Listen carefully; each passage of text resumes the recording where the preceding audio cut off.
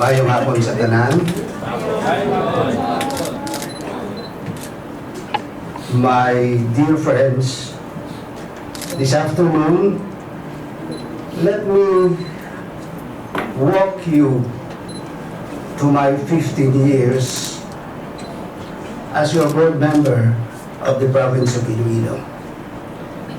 In 1998 to 2001, I was elected President of the Councilors League of the province of Iloilo. That gave me the opportunity to sit as ex officio board member in the province of Iloilo. Then, in 2004-2007, I was elected board member under the governorship of Governor Neil D. Tupas Sr. Thereafter, I ran for vice governor, but I was not fortunate in that quest. In 2016, over the insistence of a good friend whom I cannot refuse, I was forced to run as board member of the province of Iloilo during the 12th Sangguniang. And that gave me the opportunity to sit as your board member for the 12th, 13th, and 14th Sangguniang of the province of Iloilo. Thereafter, with pride and great honor, I was elected National Secretary General of the Provincial Board Members League of the Philippines for year 22-2025, the first Ilonggo board member to be elected in that prestigious position. As your public servant, I have lived up to the motto, public service above self. During these 9 years of incumbency, I crafted various ordinances that promote public welfare. One is the traffic code of the province of Iloilo. Ordinances that promote social justice.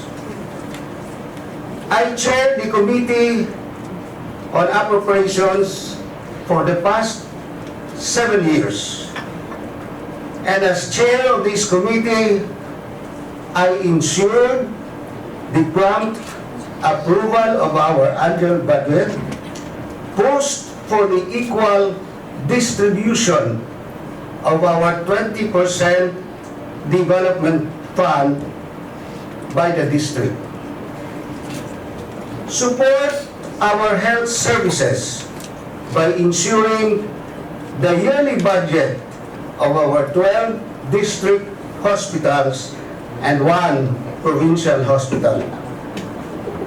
As chair of this appropriation, I encourage the improvement of our hospital operations through the upgrading of our health facilities, the ease of procuring drugs and medicines through my consignment ordinance, upgrading of health personnel in the different districts, and ensuring the needed infrastructure development of these hospitals through the yearly supplemental budgets and passed by this August body.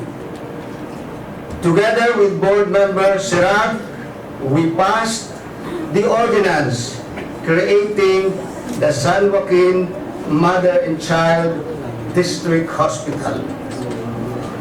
During the COVID period, as your chair of the Committee on Appropriations, I was not remiss in my responsibility in the availment of the needed funds through an appropriation ordinance for the purchase of vaccines and the release of assistance to various municipalities in the province to lessen the impact of COVID-19 in our province.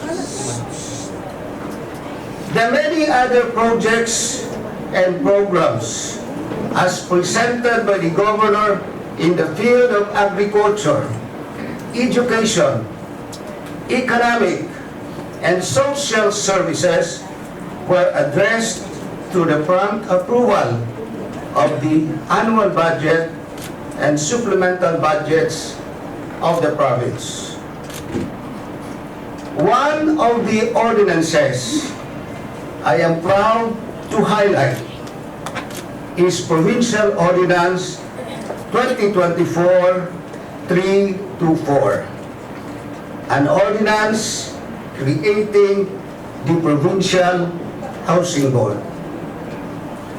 This ordinance was crafted with a deep understanding of the growing need for accessible and secure housing for our people.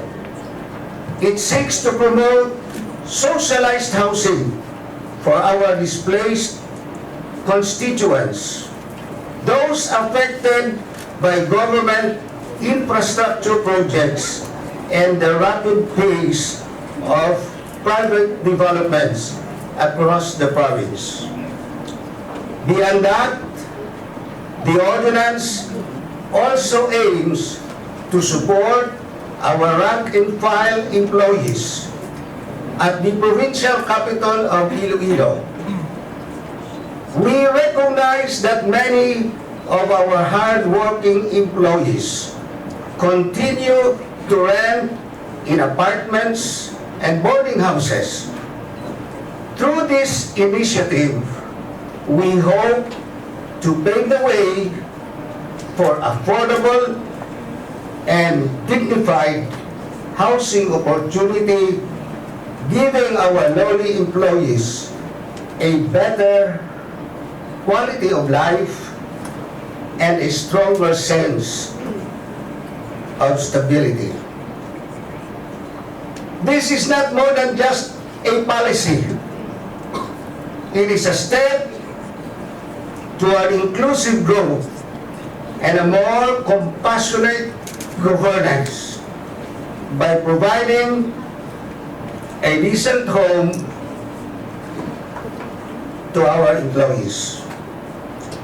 And I pose this challenge to the next set of board members, the 15th Sangguniang, to pursue this initiative. As your floor leader for the past 6 years, it has been both an honor and a privilege to serve alongside each one of you.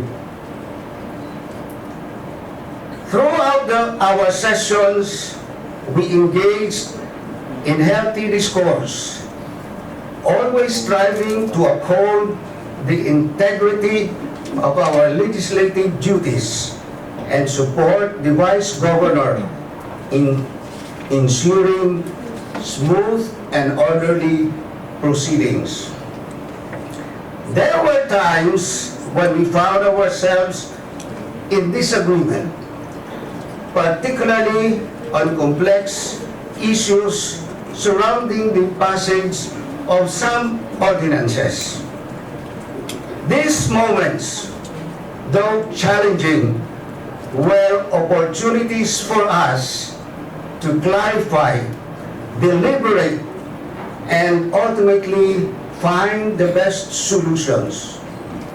What mattered most was that while we may have disagreed in ideas, we never allowed these differences to become personal. Our mutual respect to each other always prevail. To Vice Governor Christine Garin, thank you for your leadership, patience, and steady hand in guiding our sessions. And to my esteemed colleagues in this august body, thank you for your collaboration, camaraderie, and unwavering commitment to public service.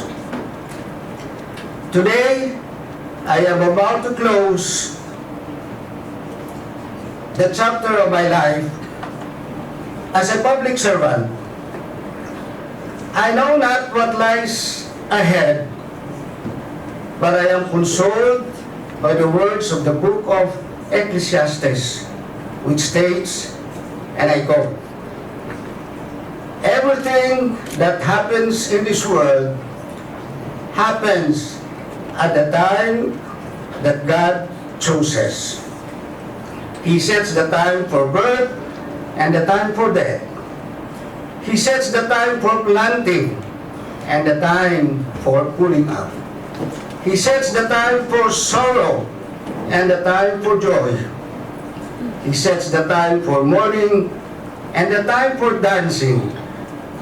And He sets the time for serving and the time for retiring."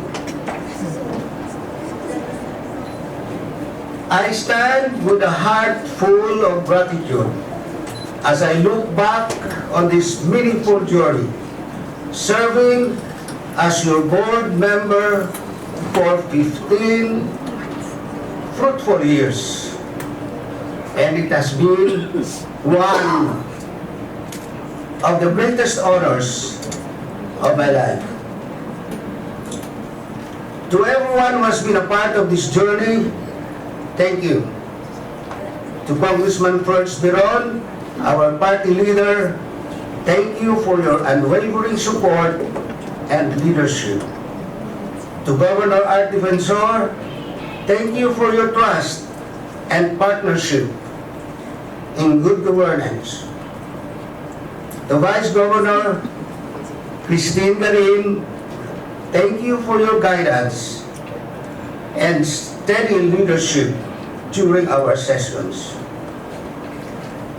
To my colleagues in the 12th, 13th, and 14th Sangguniang, thank you for the friendship, the spirited debates, and the shared commitment to serve.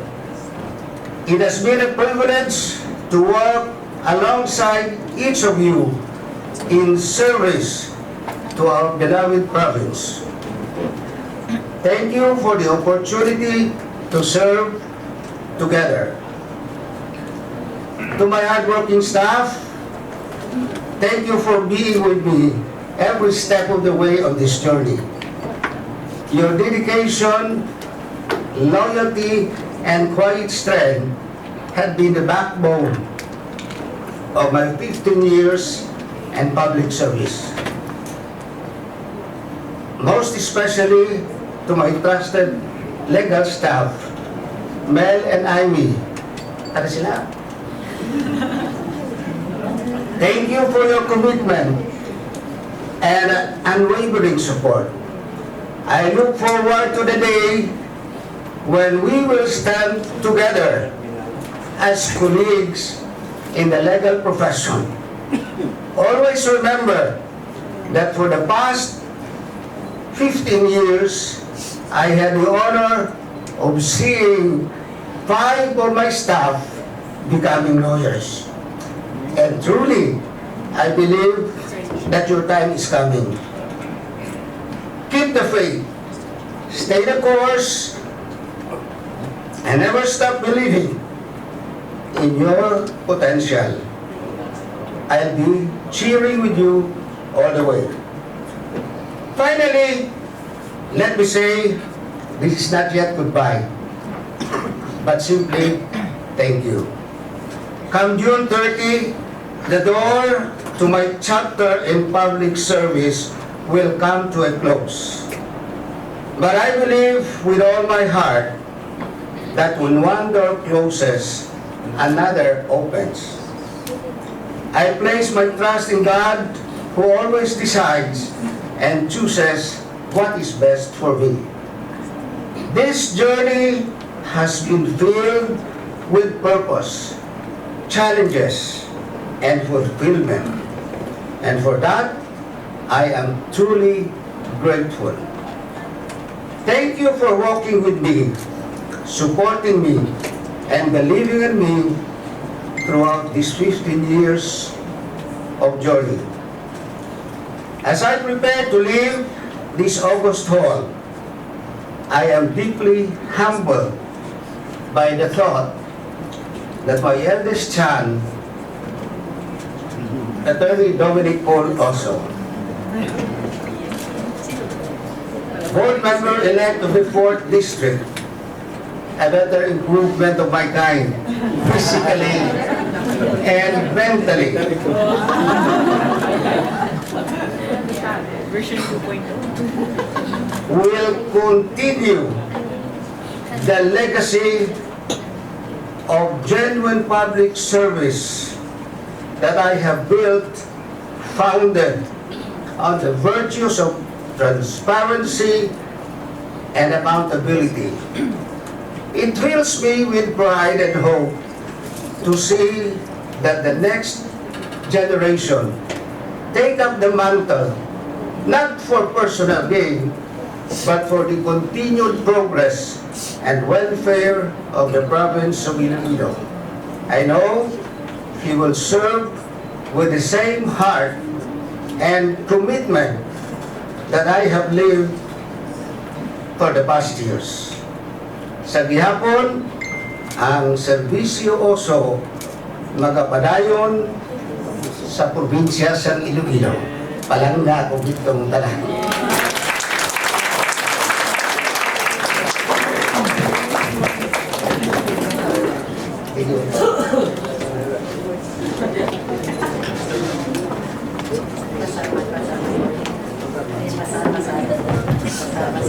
Thank you, Board Domingo Oso, for your at least 15 years of service in public service. Kasi minsan, punta ka na, Board, susunod. But before that, I would also like to recognize hindi ang acting Vice Governor-elect. Welcome to you, Honorable Natalie Ann Del Porquer.